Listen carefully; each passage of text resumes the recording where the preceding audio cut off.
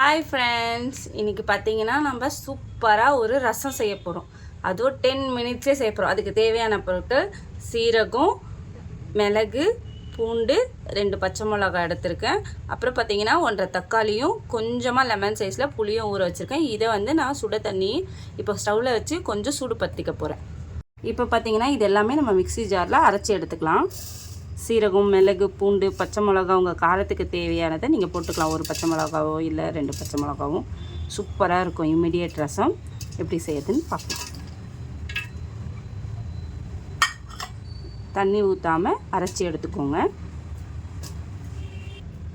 இப்போ பார்த்திங்கன்னா அந்த பொடியெல்லாம் நம்ம கொரப்பாக அரைச்சி எடுத்துக்கணும். இப்போ பார்த்திங்கன்னா இந்த சுட தண்ணி, அதாவது சுட தண்ணியில் தக்காளியும் புளியையும் எடுத்துக்கணும். இது ஆறிட்ட பிறகு நம்ம எப்படி கரைச்சி இம்மிடியேட்டாக ரசம் செய்யலான்னு பார்க்கலாம் ஃப்ரெண்ட்ஸ். இப்போ பார்த்தீங்கன்னா அந்த தக்காளியும் புளியையும் கரைச்சி எடுத்துக்கணும் நம்ம. இப்போ இது கூட கொஞ்சமாக நம்ம மஞ்சள்தூள் சேர்த்துக்க போகிறோம். லைட்டாக சேர்த்துக்கினா போதும். இப்போ நம்ம ஆல்ரெடி அரைச்சி வச்சுருந்தோம் இல்லையா, அந்த பொடியை நம்ம கொஞ்சமாக சேர்த்துக்க போகிறோம். மீதி நம்ம தாளிக்கும் போது சேர்த்துக்கலாம். ஓகேங்களா? இப்போது கடாய் வச்சுக்கலாம். கடாய் காஞ்ச உடனே கொஞ்சமாக நம்ம எண்ணெய் ஊற்றிக்க போகிறோம்.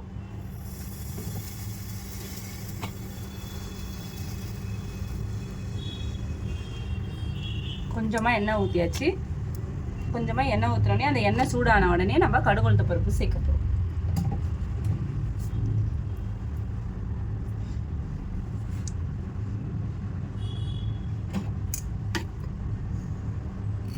பார்த்தீங்கன்னா எண்ணெய் காஞ்சிச்சு.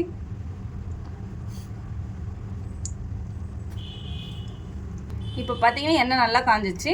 இப்போ நம்ம கடுகு உளுத்தம் பருப்பு சேர்த்துக்க போகிறோம். கடுகு உளுத்தம் பருப்பு நல்லா பொரிஞ்சு வரும்போது நம்ம வரமிளகாய் சேர்த்துக்கலாம்.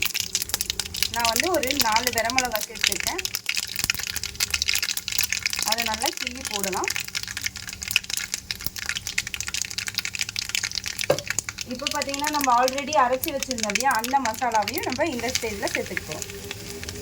சீரகம், மிளகு, பூண்டு, பச்சை மிளகாய் அதையும் கொஞ்சம் சேர்த்துட்டு வதக்க போகிறோம். இப்போது இதை நல்லா வதக்கியாச்சு. ஒரு நல்லா ஒரு மிளகு சீரகத்தோட வாசனை சூப்பராக இருக்கும். இதை வதக்கிட்ட பிறகு நம்ம இப்போ புளி தண்ணி சேர்த்துக்க போகிறோம்.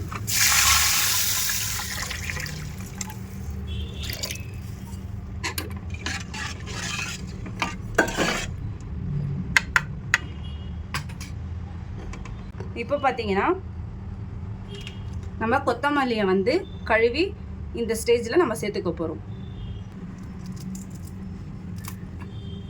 கொத்தமல்லியை சேர்த்துக்கிறோம்.